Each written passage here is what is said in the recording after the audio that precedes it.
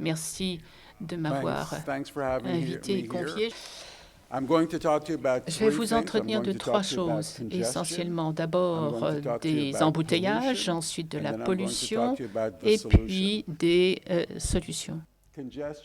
La congestion, embouteillage, vous savez que c'est un fléau dans beaucoup d'endroits du monde. La circulation est vraiment absolument ingérable. On n'arrive pas à la maîtriser, que ce soit à Bangalore, à Boston, à Buenos Aires, peu importe, partout, vous allez probablement passer 2 à 3 heures coincés dans les embouteillages pour aller de chez vous au bureau, pour aller à une réunion ou où que ce soit. C'est vraiment un problème mondial qui ne fait qu'empirer. Je pourrais également vous faire part d'un secret, quelque chose dont on n'aime pas évoquer, mais ça, c'est peut-être une voiture électrique, une voiture en covoiturage, peu importe, parce qu'elles sont toutes coincées dans l'embouteillage. Alors on parle du passage à la voiture électrique, c'est pas ça qui va résoudre le problème.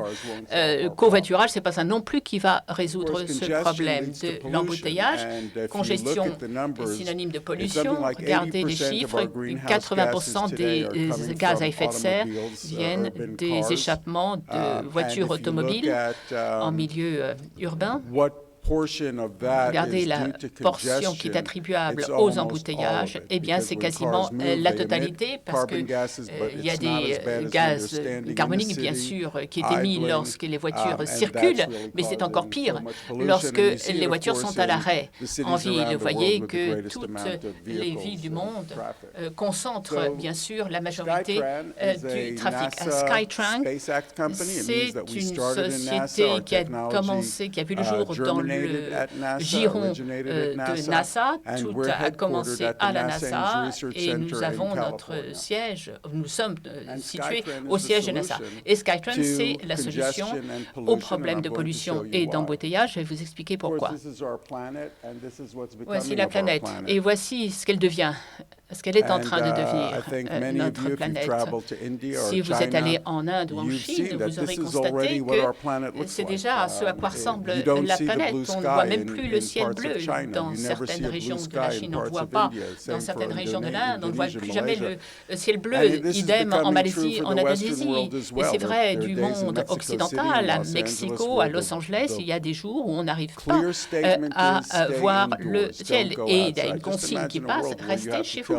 Imaginez le monde où il faut dire à vos amis, à vos enfants de ne pas sortir de chez soi à cause de la pollution. La construction de routes, ça c'est la solution traditionnelle que l'on préconise et au jour encore, on voit que on continue à vouloir construire de plus en plus de routes, qu'il y ait plus de voitures et de trains qui puissent circuler à la surface. Mais en fait, et nous avons une étude qui le prouve, on sait que le nombre de kilomètres qui sont parcourus par une voiture est inversement proportionnel au nombre de pistes mises à la disposition. C'est-à-dire, plus vous construisez de routes, plus vous allez générer de circulation. Et plus vous construisez de routes, ces routes vont bien sûr s'embouteiller, se congestionner, et vous aurez encore plus de congestion après la construction d'une nouvelle route. Alors, transport public, voilà la solution. Mais les gens n'aiment pas les transports en public. Regardez ce qui se passe un peu partout dans le monde. Dans la plupart des grandes métropoles, le pourcentage de personnes qui utilisent les transports en public ne dépasse jamais 7 à 8 %. Alors, pourquoi, vous allez me dire, puisqu'on sait qu'autrement, vous êtes pris dans ces embouteillages? D'abord, les gens n'aiment pas s'en remettre à des horaires fixes. Il faut que vous attrapiez un train à 8h08. Il faut que vous soyez au moins un quart d'heure à l'avance à la gare pour acheter votre billet. Pour ne pas prendre le risque de le rater, il faut partir une demi-heure plus tôt parce que vous prenez en ligne de compte les éventuels embouteillages. Vous voyez que c'est quand même un facteur dissuasif et personne n'aime, bien sûr, les encombrements, du moins la foule dans les transports publics. Plus le trafic, la circulation s'engorge, change, plus il y a de monde dans les gares. En Inde, par exemple, il est quasiment impossible de proposer à un touriste de prendre les transports publics car c'est complètement engorgé. Les bus et bien sûr les voitures, qu'ils soient publiques ou privées, ils vont être pris dans ces embouteillages. Même si vous avez des pistes dédiées aux autobus, à un moment ou à un autre, vous allez être piégé. Le transport en public, c'est lent, ça s'arrête à chaque arrêt. Donc vous prenez votre bus et vous allez vous arrêter. Il y a peut-être 10 à 15 arrêts à faire avant d'arriver à sa destination. Le non-respect de la vie privée, les gens qui parlent sur leur téléphone, vous envoyez des textes, les gens qui regardent ce que vous êtes en train de taper sur votre écran par-dessus votre épaule. Et voilà, Skytrain, c'est élévation. C'est-à-dire que nous, on n'est pas en surface puisqu'on est au-dessus de la circulation. Ce qui se passe en dessous, ça ne nous importe pas puisque nous sommes, nous, au-dessus. Petite production d'Hollywood qu'on a fait pour la municipalité de Los Angeles. Ah, ça, c'est la réalité des choses. Hein. C'est pas été retouché du tout, c'est authentique. Ça, c'est la circulation à Los Angeles.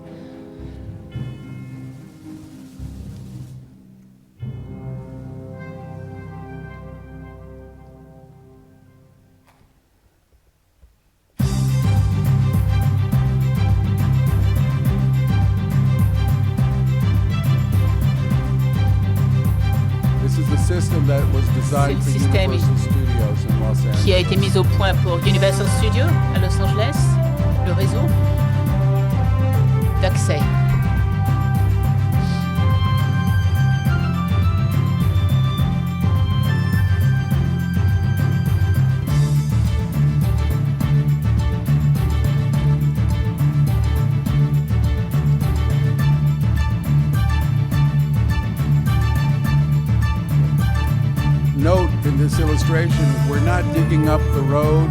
Vous voyez qu'on ne creuse pas, on ne touche absolument pas au réseau de transport urbain.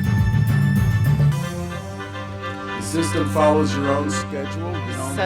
vous avez votre propre emploi. Je veux dire, il n'y a pas d'horaire fixe, hein, c'est vous qui décidez de vos heures de déplacement.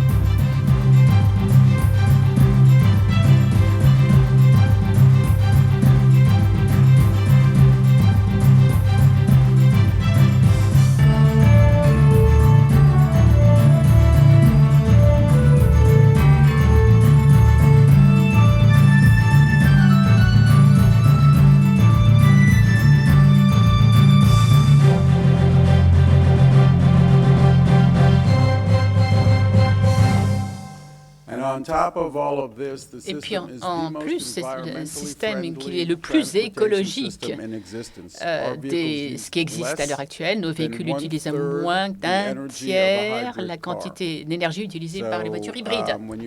Alors, comparez ça à un autobus, un train ou un véhicule à diesel ou électrique, avec quand même pas mal de métaux lourds dans leur batterie, vous voyez qu'on ne fait quasiment aucun mal à l'environnement. Bien sûr, comment ça fonctionne, comment est-ce qu'on arrive à être aussi efficace et rentable en termes d'énergie. Voici mon collègue qui est au centre de recherche de la NASA Californie. La partie supérieure, en noir, c'est du plastique et la partie du bas, c'est de l'aluminium. Le plastique ne contient pas de paire et donc il n'y a pas d'interaction avec les aimants.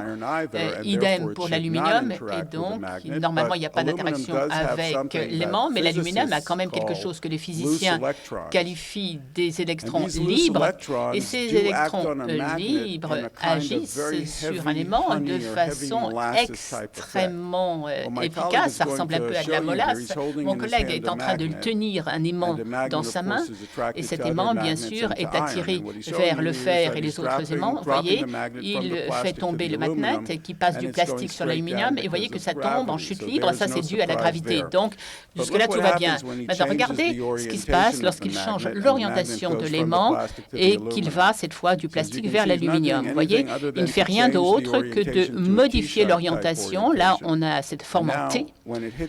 Et lorsque ça arrive sur l'aluminium, ça s'arrête quasiment. Je vais vous remontrer cette expérience. On est sur le plastique, ça descend sur l'aluminium et du fait qu'il y a ces électrons libres qui agissent comme une espèce de molasse, une consistance mielleuse, l'aimant s'arrête quasiment. Et nos ingénieurs ont constaté qu'on pouvait utiliser cette force, la force du tourbillon, pour voler. C'est-à-dire qu'on peut générer une onde magnétique et s'en servir pour voler, comme un planeur qui plane dans l'air. Nous, on peut planer sur cette onde magnétique.